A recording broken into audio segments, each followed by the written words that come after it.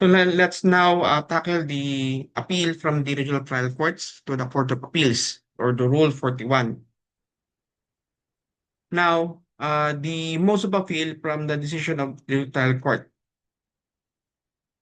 There are three modes of appeal from decision of the regional trial courts, namely an ordinary appeal or appeal by writ of error where the judgment was rendered by the court in the exercise of its original jurisdiction. This mode of appeal is governed by Rule 41 and is taken to the Court of Appeals on question of fact or mixed question of fact and law. So, the second is the petition for review, where judgment was rendered by the court in exercise of its appellate jurisdiction. This mode of appeal is covered by Rule 42 and is brought to the Court of Appeals on question of fact, question of law, or mix of question of fact and law.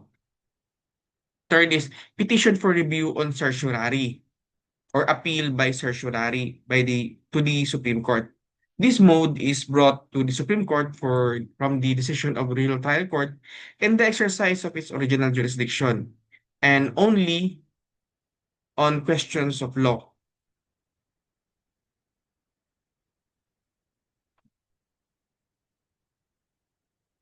So, modes of appeal from the regional trial court.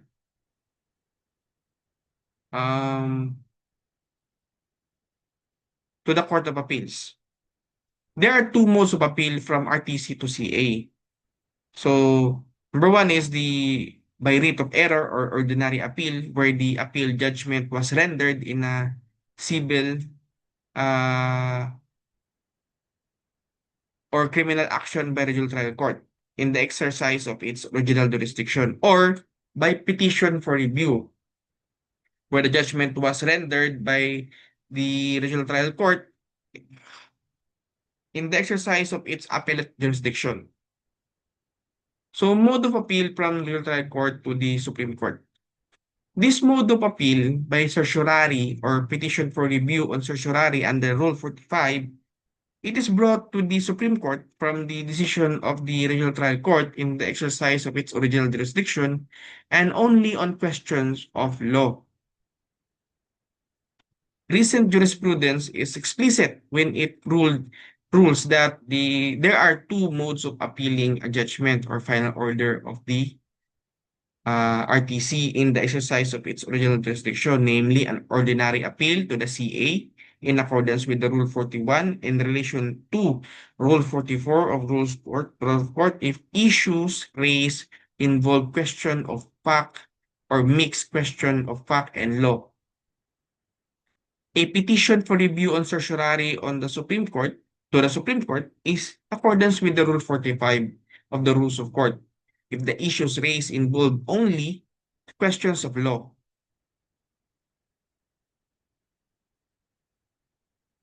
To file a petition under Rule 45, the Supreme Court from the Regional Trial Court raising mixed questions of fact and law is to avail a wrong remedy. An appeal under Rule 41 taken from the Regional Trial Court to the Court of Appeals is raising only questions of law shall be dismissed. Issues purely of law not being reviewable by the said court, similarly an appeal by notice of appeal, instead of by petition for review from the appellate judgment of the regional trial court shall be dismissed. An appeal erroneously taken to the Court of Appeals shall not be transferred to the appropriate court but shall be dismissed outright. So for the application of Rule 41 in the ordinary appeal,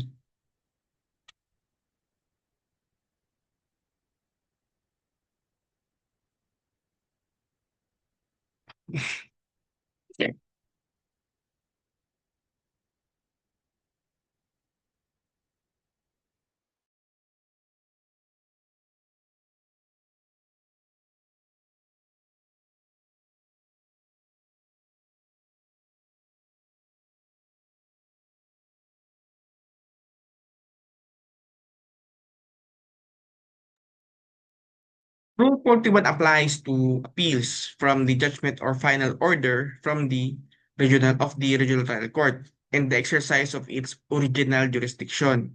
This appeal is called ordinary appeal. So that is in section 2, paragraph A of Rule 41. Example, if a judgment by the regional trial court in an action for specific performance is to be appealed from Rule 41,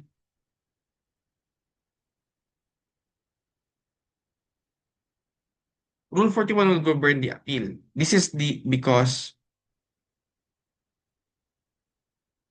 an action for specific performance is initially filed with the said court. And any judgment rendered by it on the case would then be a judgment ordered in the exercise of its original jurisdiction. On the other hand, if a litigant loses in the MTC and on appeal loses in the RTC, the mode of appeal to the Court of Appeals from the RTC is by way of petition for review under Rule 42. This is because the decision of the RTC is one in the exercise of the appellate jurisdiction. So when to appeal?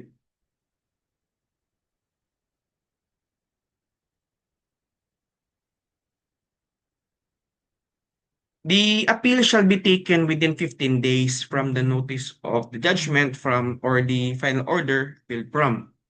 Where a record on appeal is required, the appellant shall file a notice of appeal and record on appeal within 30 days from the notice of the judgment or final order. In habeas corpus case, the appeal shall be taken within 48 hours from notice of judgment or final order. So how to appeal? The appeal to the Court of Appeals is in cases decided by the regional trial court in the exercise of its original jurisdiction shall be taken by A, filing a notice of appeal with the court which rendered the judgment or final order appealed from, and B, serving a copy thereof upon the adverse party. A record on appeal shall be required in special proceedings and other cases of multiple or separate appeals when so required by law or the rules. When both parties are appellants, they may file a joint record on appeal.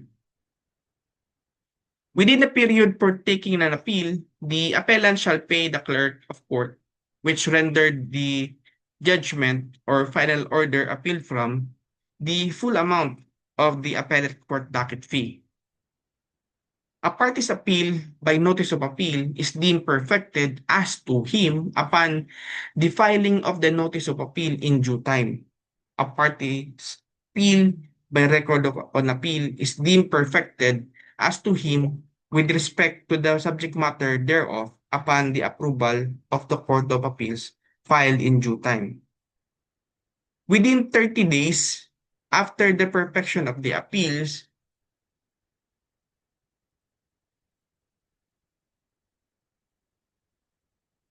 the clerk of court shall verify the correctness and completeness of the records and, if complete, to take such measures to complete such records, certify to the correctness of the records, transmit the same to the appellate court, and to furnish the parties with copies of his letter of transmittal to the records to the appellate court.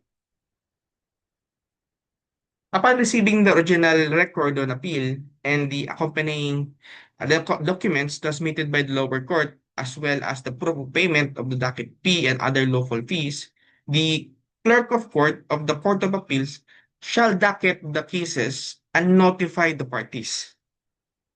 Within 45 days from the receipt of the notice of clerk of court, the appellant shall file a brief with proof of service upon the appellee. Within 45 days from the receipt of the appellant's brief, the appellee shall file his own brief with proof of service to the appellant. Within 20 days from the receipt of the appellant's brief, the appellant may file a reply brief answering points in the appellant's brief not covered in the main brief.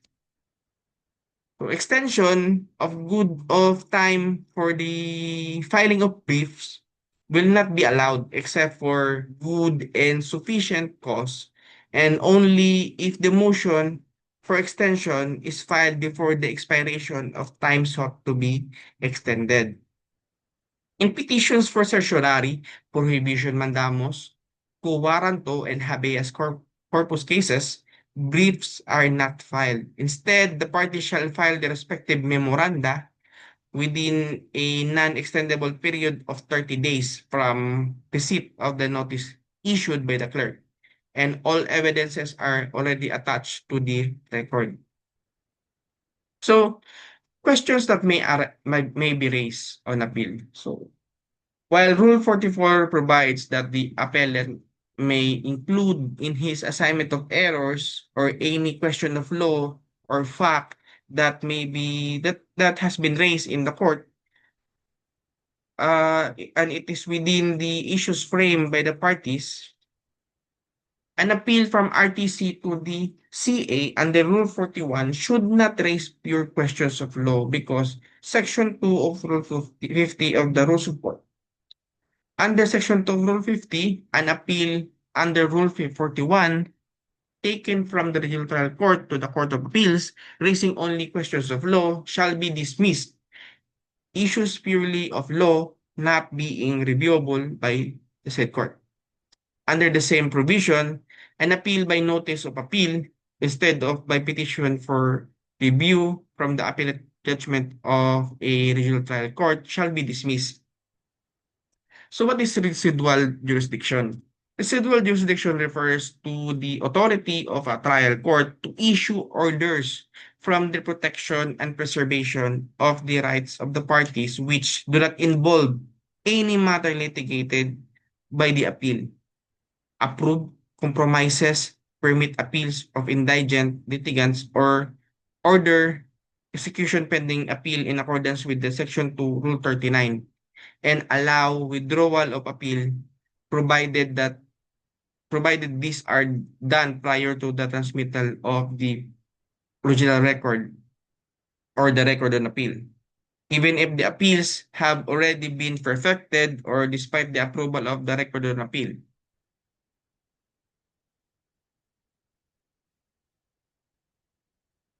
Or in case of a petition for review under Rule 42, before the Court of Appeals, give due course to the petition.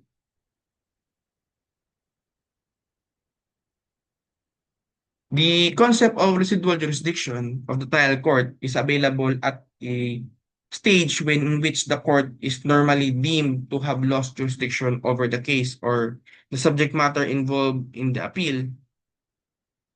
There is no residual jurisdiction to speak of where no appeal or petition has been filed, or there's no petition or appeal has been filed.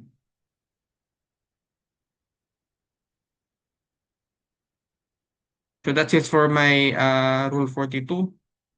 Now we will add for my next video, I will discuss the Rule 40, for 42.